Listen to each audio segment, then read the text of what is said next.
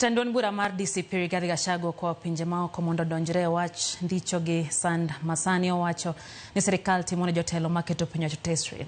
No weka thieth makarin ne boma Nairobi kama ne gichopo e neno jaod bura majuja George Koimburi mayudo thieth bang' yudo hinyruok ma owacho ni okel kod kwiri moro mager mane higet kaugo ngimane oko.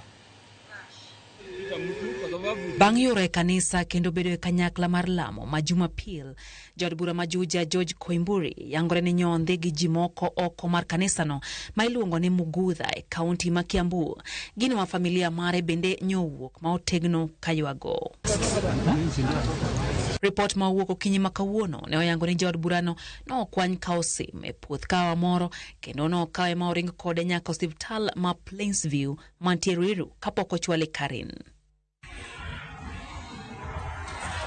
Kata odoko ni obila kod okwach kich nyose yango ni gin nyok gi mako Koimburi. Jotelo mag duond bura mar DCP kotane kod Rigathi Gachagua ma ochopo maneno jatelo no osiptal ma Karin otemo luwo oseyo na sirkal e midhiero ma ojuko jatelo no. He was found in a coffee plantation in Kebichoi, that is in the Githongori constituency, badly beaten and in very serious condition. This is torture normally done by professionals. He has lost his voice, and the doctors are working round the clock to restore his vocal cords. And the Honorable Koimburi has been able to communicate through writing because he is not able to speak. They have taken blood and urine samples to private laboratories, different ones, so that they can establish what could have happened in matters poisoning. Jotelo kariwore kod familia mar Koimburi wacho ni duond Koimburi nyolal kaluwore gi kwiri marach madibed ni nyomie.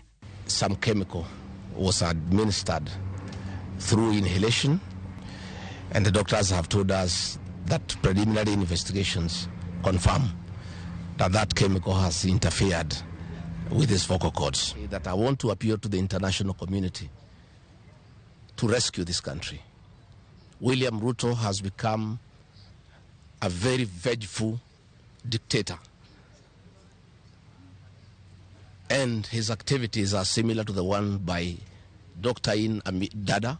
Gachagua dwaro mondo mi pinje ma oko donjre weche ndicho kod sand ma jotelo maketo piny tesre kod jokedo ne joganda kadhoe.